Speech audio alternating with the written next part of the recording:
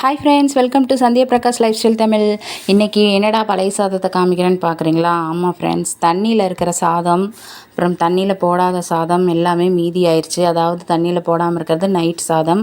அது தாளிக்கிறதுக்காக வெங்காயம் தக்காளி எல்லாம் ரெடி பண்ணி வச்சாச்சு. ஓகே, இப்போ தண்ணியில் இருக்கிற சாதத்தை என்ன பண்ணலான்னு பார்க்கலாம் வாங்க. ஃபஸ்ட்டு புழிஞ்சு எடுத்து வச்சுக்கலாம். அதாவது தண்ணி சாப்பாடு சாப்பிட மாட்டிங்களா அப்படின்னு கேட்பீங்க உடனே. அதெல்லாம் சாப்பிட்லாங்க. எல்லாம் சாப்பிட்டது போக மீதியாகிற சாப்பாட்டை என்ன பண்ணலாம் அப்படின்றது தான் இந்த வீடியோ. ஓகே, புழிஞ்சு எடுத்து வச்சுக்கலாம். ஜாருக்கு மாற்றிக்கலாம். இதில் வந்து ரொம்ப சிம்பிளாக 2 பொருள் மட்டும்தான் யூஸ் பண்ணியிருக்கேன். அதாவது மிளகாத்தூள், கல்லுப்பு கொஞ்சமாக போட்டிருக்கேன், சீரகம், இன்னும் சில பொருட்கள் எல்லாம் போடுவாங்க. எனக்கு வந்துட்டு என்னன்னு தெரில, அது அரிசி வடகம் செய்கிறக்கு அதெல்லாம் யூஸ் பண்ணிக்கலாம். பழைய சாதம்ன்றதுனால ரொம்ப அதிகமாக போட்டால் தீஞ்சு போன மாதிரி, அதாவது பொரிக்கும் போது தீஞ்சு போன மாதிரி ஆகிடுது. அதனால் நான் மிளகாத்தூள் உப்பு மட்டும்தான் போடுவேன். அதுவும் ரொம்ப கம்மியாக போட்டுக்கோங்க. ஏன்னா காயும் போது பார்த்திங்கன்னா ரொம்ப சிங்க் ஆயிரும், சுருங்கின மாதிரி, அதாவது காரம் உப்பெல்லாம் நிறையா ஸ்ப்ரெட் ஆயிரும். ஓகே, இப்போ அரைச்சிட்டு வந்து வச்சுக்கலாம். நான் என்ன ஒரு மிஸ்டேக் பண்ணிட்டேன்னு பார்த்தீங்கன்னா, அரைக்கும்போது ரொம்ப விட்டுட்டேன், கொல கொலன்னு ஆயிடுச்சு.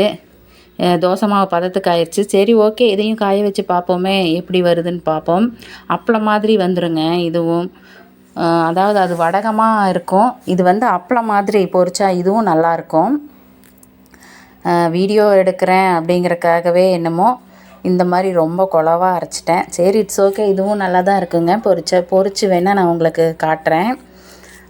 ஓகே, இப்போ அந்த தட்டு ஃபுல்லாக போட்டாச்சு. அது கொலன்னு இருக்கிறதுனால அப்பளம் மாதிரியே ஆயிடுச்சு. கொஞ்சம் கொஞ்சமாக வச்சாலுமே அப்படியே அப்பளம் மாதிரி பரவிடுச்சு.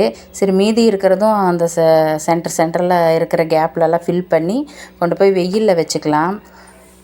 நைட்டு சாப்பாடு ஏன் மீதியாச்சு அப்படின்னு பார்த்தீங்கன்னா, தண்ணி வந்து அதிகமாக வச்சுட்டேன் போல இருக்குது. கஞ்சி மாதிரி ஆயிடுச்சு சாப்பாடு. அதனால் சரியாக யாரும் சாப்பிட்ல.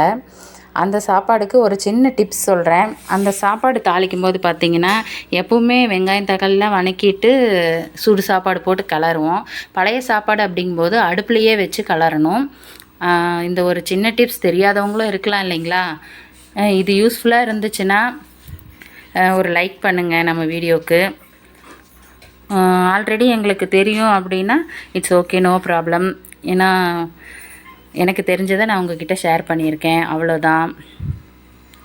ஓகே ஃப்ரெண்ட்ஸ், இந்த வீடியோ பிடிச்சிருந்தால் லைக் பண்ணுங்கள். மறக்காமல் நம்ம சேனலில் இருக்கிற வீடியோஸ் எல்லாம் வாட்ச் பண்ணுங்கள் ஃப்ரெண்ட்ஸ்.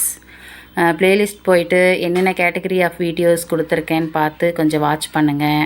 உங்களுக்கு பிடிச்சிருந்தால் சப்ஸ்கிரைப் பண்ணி பக்கத்தில் இருக்க பெல் ஐக்கான் கிளிக் பண்ணி வச்சுக்கோங்க.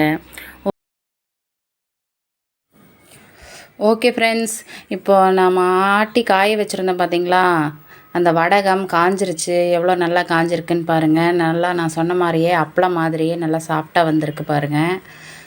அது பொரிச்சும் காமிச்சிட்டேன் பாருங்கள், சூப்பராக இருக்குது. டேஸ்ட்டும் நல்லா இருந்துச்சு. ஓகே, இந்த வீடியோ பிடிச்சிருந்தால் மறக்காமல் லைக் பண்ணுங்கள் ஃப்ரெண்ட்ஸ். தேங்க்யூ.